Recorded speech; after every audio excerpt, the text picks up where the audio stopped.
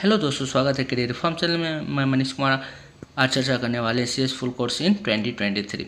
चलिए बात करते हैं। सबसे पहले बात कर लेते हैं CS का फुल फॉर्म क्या होता है। CS का फुल फॉर्म होता है कंपनी सेक्रेटरी, और इसका डायरेक्शन की बात करें तो 3 साल की होती है, और ये ICSI इंस्टीट्यूट द्वारा कराया जाता है, जिसका फुल फॉर्म होता है institute of company secretaries of India, जो कि एक्ट ऑफ पार्लियामेंट द्वारा 4 अक्टूबर 1968 को स्टेब्लिश किया गया। लेवल ऑफ एग्जाम की बात करें तो 3 लेवल की एग्जाम होती है। CSET executive programme, professional programme, और आर्टिकल सी पीरियड की बात की जाए तो 21 मंथ्स की आर्टिकल सी पीरियड होती है। और करियर प्रैक्टिस की बात की जाए तो आप business consultant, operational manager, investment manager, investment banker, financial consultant, legal adviser और मैनी मोर थिंग आप बन सकते हैं। और एवरेज सैलरी की बात करें तो 6 लाख से 15 लाख तक वेरी की जाती है।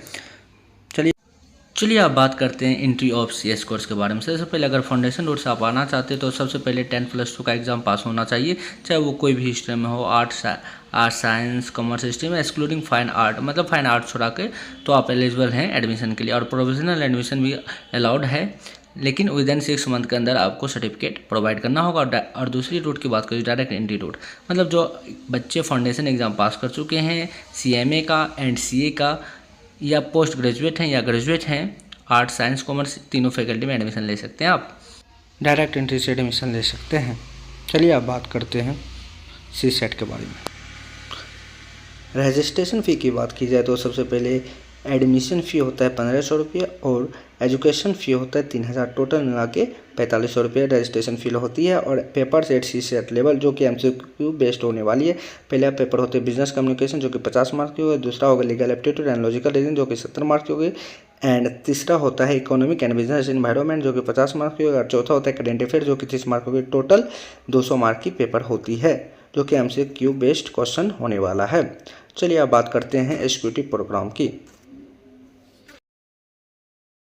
चलिए ये जान लेते हैं एग्जीक्यूटिव प्रोग्राम में कितने रजिस्ट्रेशन फ़ी होते हैं।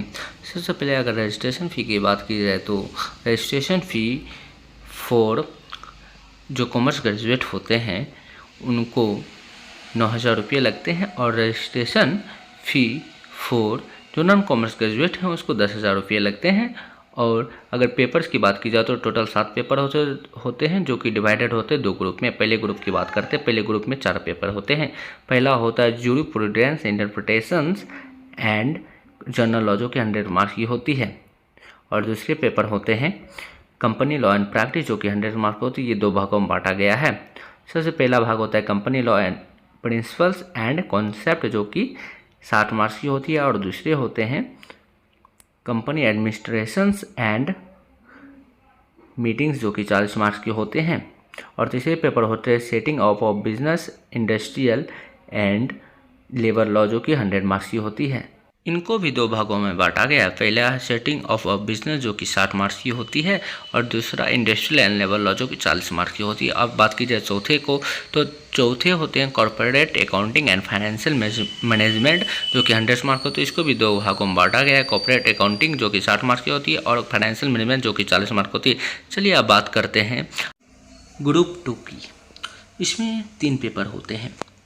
अगर 5वां पेपर की बात की जाए तो 5वां पेपर होते हैं capital market and securities law जो कि 100 मार्क्स की होती है। उसमें को 2 भागों में बांटा गया, कैपिटल मार्केट 40 मार्क्स और सिक्योरिटीज लॉ 60 मार्क्स।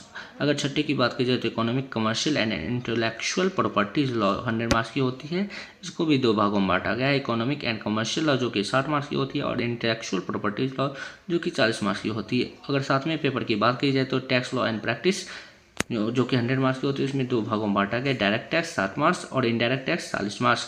चलिए अब बात करते हैं मोड ऑफ एग्जामिनेशन की। Examination 20% case based objective type question होते हैं, और 80% descriptive question at all paper executive programme except paper number 4 corporate accounting and financial management which is 100% descriptive. Election के बाद 3 आवर इच पेपर की होती है। चलिए आप बात करते हैं ट्रेनिंग पीरियड के बारे में। जहाँ तक ट्रेनिंग पीरियड की बात की जाए तो प्रैक्टिकल ट्रेनिंग 21 मंथ की होती है, और उसके लिए सबसे पहले स्टूडेंट को क्लियर करना होगा एग्जीक्यूटिव एग्जामिनेशन। उसके बाद अंडरगो करना होगा 1 मंथ का एग्जीक्यूटिव डेवलपमेंट प्रोग्राम। उसके बाद then start your 21 months training start कर सकते हैं CS के अंडर। चलिए अब बात करते हैं प्रोफेशनल प्रोग्राम की। तो सबसे पहले रजिस्ट्रेशन फ़ी की बात की जाए तो रजिस्ट्रेशन फ़ी प्रोफेशनल प्रोग्राम में 12,000 होते हैं। और पेपर सेट फाइनल लेवल की आप बात कीजिए तो पहला paper environmental, social and governance जो ECG होता है उसको 2 पार्टों में गया जो 100 मार्क्स की होती है। पार्ट 1 गवर्नेंस एंड सस्टेनेबिलिटी जो 65 मार्क्स की होती है और रिस्क मैनेजमेंट 20 मार्क्स की होती है। और उसके बाद इन्वायरमेंट एंड रिपोर्टिंग 15 मार्क्स की होती है। दूसरा हो गया ड्राफ्टिंग, प्लेजिंग एंड अपीयरेंस जो उसको भी 2 भागों में बांटा गया है। पहला ड्राफ्टिंग एंड कन्वेंसिंग जो 70 मार्क्स की, दूसरा प्लेजिंग एंड अपीयरेंस जो कि 30 मार्क्स की होती है। और तीसरा compliance management, audit and due diligence जो कि 100 मार्क्स की होती है उसको भी 2 भागों में बांटा गया है। कंप्लायंस मैनेजमेंट 40 मार्क्स और audit and due diligence 60 marks. और चौथी की बात करें वो इलेक्टिव पेपर होने वाला जो कि 100 मार्क्स होती है वो सिलेक्ट, और 4 इलेक्टिव पेपर में एक को आप सिलेक्ट करना है। चलिए आप ग्रुप 2 की बात करते हैं। ग्रुप 2 में सबसे पहला जो पेपर होते हैं वो होते हैं strategic management and corporate finance जो कि 100 मार्क्स की होने वाली है। उसको 2 भागों में बांटा गया। Strategic management 40 marks, corporate finance 60 marks.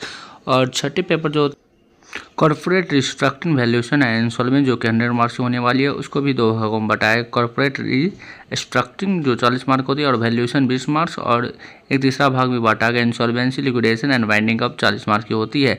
और सातवां पेपर इलेक्टिव पेपर होने वाले जो कि 100 मार्क्स के होते हैं वो 5 पेपर में से आपको एक को सिलेक्ट करना होगा। मोड ऑफ एग्जामिनेशन की बात करिए डिस्क्रिप्टिव पेपर होने वाली है। For elective paper descriptive and open book होगी। और डायरेक्शन की बात करिए 3 आवर पर पेपर है। चलिए आप बात करते हैं इलेक्टिव पेपर की। इलेक्टिव पेपर में कौन कौन से पेपर होते हैं। तो सबसे पहले इलेक्टिव पेपर 1 की बात करते हैं। इसमें 4 इलेक्टिव पेपर होते हैं। पहला होता है CSR एंड सोशल गवर्नेंस, उसको 2 भागों में बांटा गया। कॉर्पोरेट सोशल रिस्पॉन्सिबिलिटी 50 मार्क्स और सोशल गवर्नेंस 50 मार्क्स।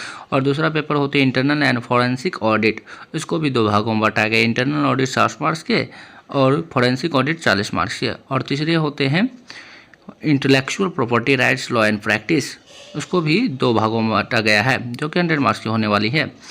और चौथे होते हैं artificial intelligence, data analytics and cyber security, वो 100 मार्क्स की होती है। चलिए आप बात करते हैं इलेक्टिव पेपर 2 की। इलेक्टिव पेपर 2 में 5 पेपर होने वाले हैं। तो सबसे पहला जो पेपर होते हैं इसमें उसको आर्बिट्रेशन, मेडिटेशन एंड कंसोलिडेशन हैं और उसको 2 भागों में बांटा गया। आर्बिट्रेशन एंड कंसोलिडेशन 70 मार्क्स के और दूसरे होते हैं तो मेडिटेशन जो कि 30 मार्क्स की होने वाली है। और इसमें दूसरा पेपर होते हैं goods and service tax, GST and corporate tax planning, इसको भी 2 भागों में बांटा है। Goods and service tax GST जो कि 70 मार्क्स की होने वाली है और दूसरा है कॉर्पोरेट टैक्स प्लानिंग जो कि 30 मार्क्स की होने वाली है। चलिए अब तीसरे पेपर की बात कर लेते हैं लेबर लॉज एंड प्रैक्टिस जो कि 100 मार्क्स की होगी। और चौथे होते हैं banking and insurance and law and practice जो कि उसको 2 भागों में बांटा गया है। बैंकिंग लॉज 50 मार्क्स और इंश्योरेंस लॉ 50 मार्क्स। और जो 5वें पेपर की बात की जाए तो 5वें पेपर को insolvency and bankruptcy, law and practice जो कि 100 मार्क्स की होने वाली है। चलिए आप जान लेते हैं CS फाइनल एग्जाम पास करने के बाद आपको क्या करना होगा।